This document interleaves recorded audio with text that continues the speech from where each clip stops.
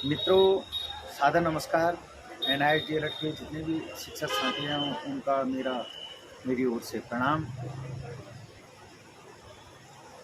आज आप लोगों के सामने वीडियो के माध्यम से अपनी बात को रखने के लिए उपस्थित हूँ कि आपके द्वारा कई प्रश्न फ़ोन कॉल के द्वारा किए जा रहे हैं। अधिकांश फ़ोन कॉलों का मैंने उत्तर देने का प्रयास किया है, फिर भी आप लोगों को सामने रूबरू इस वीडियो के माध्यम से आपके प्रश्नों का उत्तर दे सकूं, ऐसा एक छोटा सा मेरा प्रयास है। आपके द्वारा जो प्रश्न किए जा रहे हैं उनमें से जो कॉमन प्रश्न है वह यह है कि राजपत्र जो NIT DLED का 22 सितंबर 2017 का गजट नोटिफिकेशन का कार्य लंबित था, वो कब कंप्लीट हो रहा है, उसकी कार्यवाही कहाँ तक पहुंची।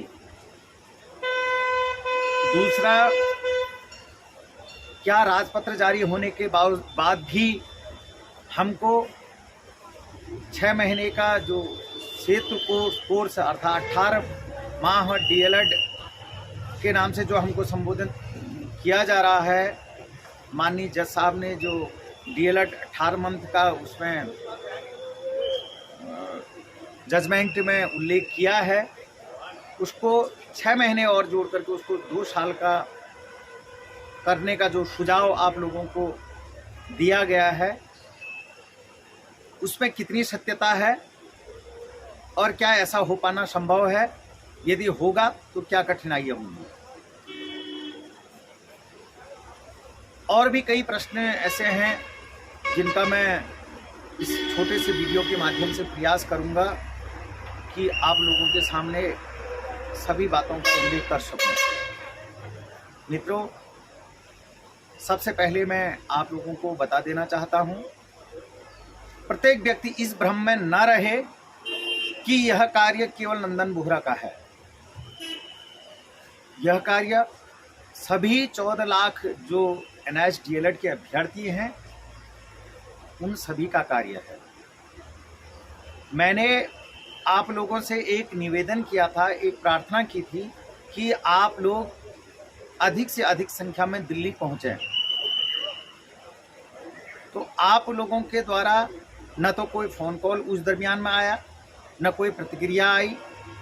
जब मैंने अपने ट्विटर हैंडल में यह अपडेट किया कि 18 तारीख को हम भारी संख्या में वहां पर दिल्ली में उपस्थित होंगे, गजट के संदर्भ में, राजपत्र के संबंध में जो प्रशासनिक त्रुटियां हुई हैं उन त्रुटियों को सुधार करने के संदर्भ में, एक लंबा अंतराल समझते हुए लोगों के दिमाग में ये चीज़ का भ्रम आया कि यह जो समय अवधि है थोड़ा ज़्यादा है। तो उस दरमियान में तब से मुझे फ़ोन कॉल आना शुरू हुआ। आज की स्थिति ये है कि कोई भी व्यक्ति राजधानी दिल्ली में आने के लिए अपनी बात को नहीं कहता है कि भाई मैं आ रहा हूं, कितनी संख्या में आ रहे हैं। मित्रों, मैं कोई राजनेता नहीं हूं, मैं कोई इलेक्शन मैंने कभी लड़ना नहीं है, न ही मेरे को राजनीति कोई रोटी चमकानी है, रोटी सेकनी है। यदि आप लोगों को अपने विषय के प्रति, अपने भविष्य के प्रति गंभीरता है और यदि लगता है यह केवल कार्य नंदन बोहरा का नहीं है वरन स्वयं हम लोगों का भी कार्य है, हमारा परिवार, हम लोग इससे प्रभावित होने वाले हैं, तो तभी आप आइए। अन्यथा इस भ्रम में मत रहिए कि यह कार्य नंदन बोहरा का है, वही करेगा। आज जबकि हम 18 तारीख के बिल्कुल नज़दीक पहुंचने वाले हैं, मुझे किसी व्यक्ति का कोई ऐसा प्रमाण, कोई ऐसा एविडेंस नहीं आया है। आप लोगों को मैं भली भांति इस बात से अवगत करा दूं, यदि आप लोगों की 1000 से 1500 की संख्या दिल्ली में होगी न्यूनतम, तभी मैं वहां उपस्थित हो पाऊंगा। व्यक्तिगत परेशानियां मेरी भी हैं। मेरी मदर हॉस्पिटलाइज थी, मैं तब भी वो व्यवस्थाएं करने के बावजूद भी दिल्ली आया। 1 हफ्ते से अधिक का समय तक मैं वहाँ रहा और मैंने क्या क्या कार्य किया, यदि आप चाहें तो मैं उसके प्रमाण के स्वरूप आपके सामने उपस्थित कर सकता हूँ। उस दरमियान में लोग अपने घरों में बैठ करके इस मंजर का आनंद ले रहे थे। मैंने आह्वान किया लोगों से, तो किसी की कोई प्रतिक्रिया ऐसी नहीं आई कि भाई यह कार्य केवल आपका थोड़ी है, हमारा भी है। तो मैं आप लोगों को अवगत करा दूं, सभी इस बात को ध्यान में रख लें। यदि 1,500 की संख्या दिल्ली में होगी और मुझे दिखेगी, मैं तभी अपने घर से प्रस्थान करूंगा, अन्यथा की स्थिति में मैं नहीं आऊंगा। दूसरी बात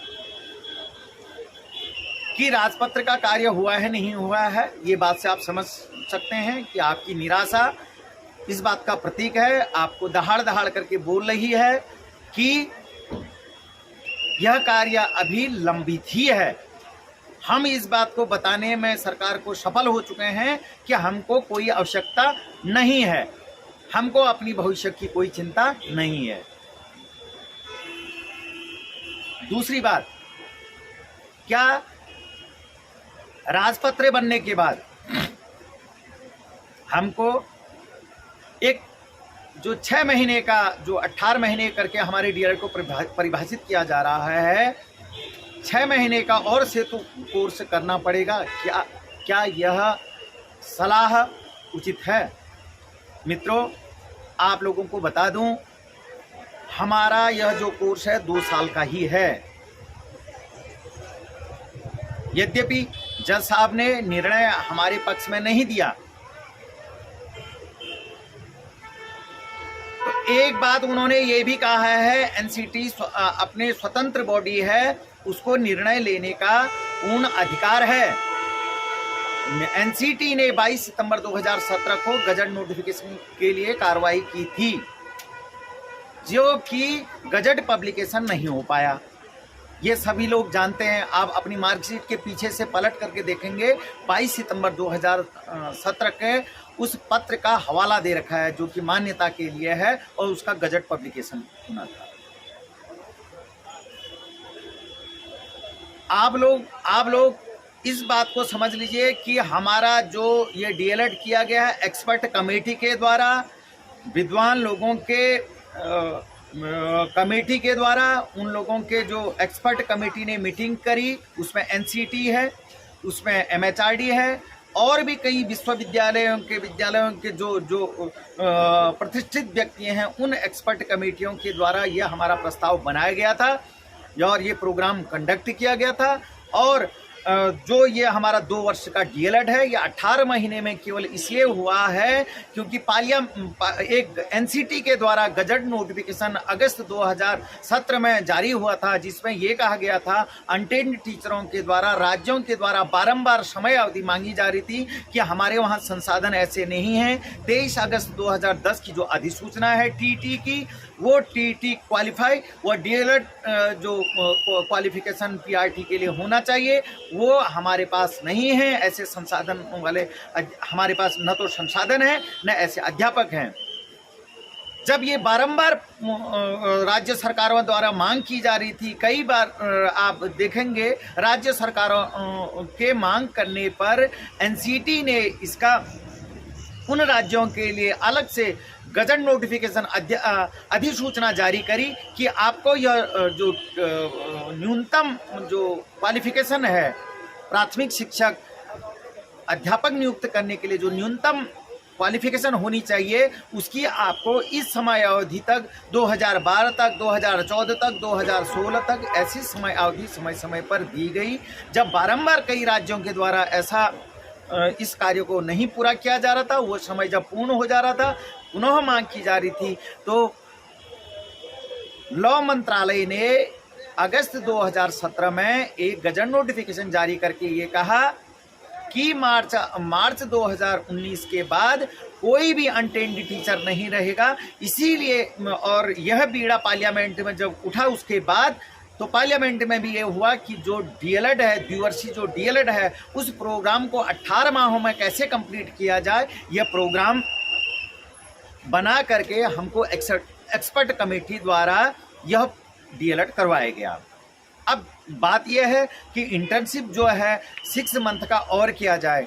आप लोगों को पुनः मैं बता दूं, आप अपनी मार्कशीट को अगर देखेंगे, उसका अवलोकन करेंगे, हमारी मार्कशीट 2 साल की है, द्विवर्षीय डीएलएड की है। सत्र जो है उसमें एकेडमिक जो ईयर है 17 और 19 है। उस एकेडमिक ईयर में फर्स्ट ईयर और सेकंड ईयर के मार्कों का प्रिंट है। आप देख लीजिए, हमारी पाठ्यक्रम जो है हमारा द्विवर्षीय है और उसमें हमारी जो इंटर्नशिप है, जो स्कूल बेस्ड एक्टिविटीज़ हैं, वो उसी का मूल्यांकन है। जब हमारा मूल्यांकन भी कर चुके हैं ये हमारे जो स्टडी सेंटर के द्वारा हमारे विद्यालय जो एक्टिविटीज़ हैं, वो एक्टिविटीज़ के मार्क्स जुड़े हैं। यदि आप 6 महीने की मांग करेंगे तो वो मार्क्स कहाँ से जुड़ेंगे? क्या हमारे इन अंक पत्रों को पुनः वापस मांगा जाएगा? क्या हमको अलग से एक सर्टिफिकेट दिया जाएगा? तो बिल्कुल इस भ्रम में आप कोई भी मत रहें कि हमको अलग से कोई कोर्स और 6 महीने का कराना पड़ेगा। बिल्कुल ये बात नहीं है। 22 सितंबर का जो 2017 का जो गजट नोटिफिकेशन का कार्य पूर्ण नहीं हुआ, वो कार्य को पूर्ण करेंगे। वो एक लॉ बन जाता है, एक कानून बन जाता है। तो कानून बनने के बाद हमको कोई भी और कोर्स और उसमें करने की आवश्यकता नहीं है। इस कोर्स में और एडिट करने की कोई आवश्यकता नहीं है, क्योंकि यह एक्सपर्ट कमेटी के द्वारा बनाया गया है। अब प्रश्न दूसरा ये आता है, शिक्षा मंत्री जी के द्वारा ऐसा बयान दिया गया। आज शिक्षा मंत्री जी, मैं मानता हूँ बहुत विद्वान आदमी हैं। आज शिक्षा मंत्री जी हमारे MHRD केंद्रीय शिक्षा मंत्रालय के सर्वोपरि मंत्री हैं। कल को उनका मंत्रालय चेंज हो जाता है, वो दूसरे मंत्रालय में जाएंगे। तो जब तक मंत्री जी इस बात के लिए अधिकारियों को आदेशित नहीं करते हैं, तब तक इसमें कोई भी कार्रवाई संभव नहीं है।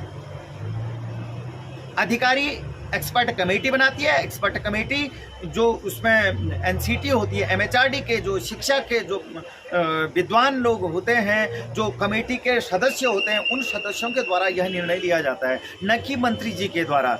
हमने कोई अपना ऑर्डर दिया, मंत्री जी किसी राजनीतिक रैली में थे, उस रैली में हमने कोई बात उनसे कह दी, उन्होंने अपनी एक ओपिनियन दे दी कि भाई आपका 18 महीने का है, ये होना कितना चाहिए था? 2 साल होना चाहिए था। 2 साल कम है तो 6 महीने का आपको ब्रिज कोर्स करवा करके हो सकता है। तो ऐसा बिल्कुल भी नहीं है, क्योंकि मंत्री जी ने जो समझा और जो स्थिति थी, उन चीज़ों को एक्सपर्ट कमेटी के द्वारा ही फाइनल निर्णय लिया जा सकता है।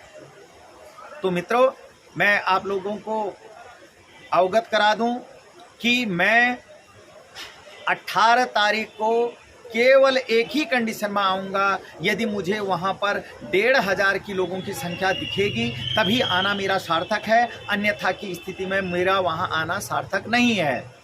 आज आप लोगों ने, जैसे पूर्व में भी आपने कहा था कि हम आ रहे हैं, हम निकल चुके हैं। मैं 1 हफ्ते से अधिक का समय जब वहाँ पर रुका तो सच्चाई से मुझे पता चला कि नहीं, ये तो लोग भ्रम में रख रहे हैं मुझे। तो आप लोग इस अपने दिमाग से, दिलो दिमाग से इस बात को निकाल दीजिए कि मैं बिना संख्या बल के नहीं आऊँगा। यह कार्य न केवल मेरा है, वरन 14 लाख लोगों का सभी का है। और रही उत्तराखंड की बात, उत्तराखंड में जो आज प्राथमिक शिक्षक भर्ती है वो गतिमान हो चुकी है।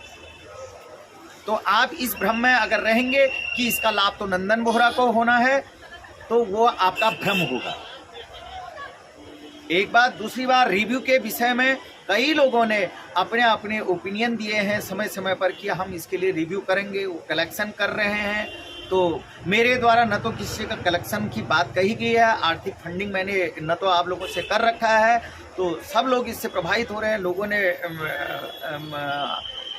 आप लोगों से पैसे की मांग किए है और रिव्यू के लिए कोई ज़्यादा पैसे की आवश्यकता भी नहीं होती है। यदि रिव्यू एक्सेप्ट होती है तो हमारे अधिवक्ता जो रिव्यू लगाएंगे उनके द्वारा उनके अधिवक्ता को आमंत्रित किया जाएगा, आप बहस के लिए आइए करके। तो इसलिए रिव्यू के विषय में भी जिन लोगों ने कलेक्शन किया है या जो लोग इसके लिए आगे कह रहे थे कि हम रिव्यू लगा रहे हैं, वो लोग लगाएंगे, आप लोग उनसे कहिए। और दूसरी बात, एक प्रश्न और बारंबार कई लोग आते हैं कि आप लोग एक मंच पर आइए, एक जगह पर आइए। मैं बिल्कुल आप लोगों की बात का समर्थन करता हूं, सही आप बात कर रहे हैं, एकता में ही शक्ति होती है। मित्रों, क्या गजट नोटिफिकेशन अनिवार्य है या नहीं है, आप आत्ममंथन, अवलोकन, आत्मसात कीजिएगा। दूसरी बात, क्या मुझे गजट नोटिफिकेशन के लिए बिहार के गांधी मैदान में संडे को आकर के गजट नोटिफिकेशन हो जाएगा? यदि हो जाएगा तो आप मुझे एक डेट बता दीजिए, उस डेट को मैं भी बिहार के गांधी मैदान में आ जाऊंगा। यदि मेरा एक साथ आने के लिए यह काम होता है, यदि आपको लग रहा है कि मैं एक सार्थक दिशा की ओर मैंने कार्य नहीं किया या मैं नहीं कर रहा था, यदि आपको ऐसा लगता है तो मैं गांधी मैदान में आने के लिए आपके निमंत्रण को स्वीकार करता हूं। उस मंच पर, उस एकता के मंच पर आना चाहता हूं। यदि मैं दिल्ली पर आज तक गया था, दिल्ली के माननीय शिक्षा मंत्री जी के आवास पर गया था, माननीय जो अन्य मंत्री हैं, सांसद महोदय हैं, उनके आवासों पर गया था। यदि मेरा ये कार्य सार्थकता की ओर नहीं है, आप मुझे आमंत्रित कीजिए। मेरे को गांधी मैदान में किस दिन आना है बिहार में, आप संडे को कहेंगे, आप संडे को, मंडे को कहेंगे, मंडे को मैं आने के लिए तैयार हूं। मैं व्यक्तिगत तौर पर आपको ये बता दूं कि इसमें लाभ केवल मुझे नहीं है। यदि आप लोगों को इस बात के लिए ये लग रहा है तो आपका भ्रम है। तो मैं वीडियो को ज़्यादा लंबा न खींचते हुए अपनी बात को इतना ही तक कहना चाहता हूं कि यह कार्य मेरा ही नहीं है, वरन सबका है। सब लोग यदि उचित आपको लगता है तो दिल्ली आइए, अन्यथा की स्थिति में जैसा आपको उचित स्टेप लगे आप वो करिए। बाकी जो भी है, मेरी बातें बहुत और हैं, और क्योंकि वीडियो लंबा होने से आप तक वो बातें पहुंच नहीं पाएंगी, तो इसलिए मैं अपनी बात को यहीं पर विराम करता हूं। धन्यवाद।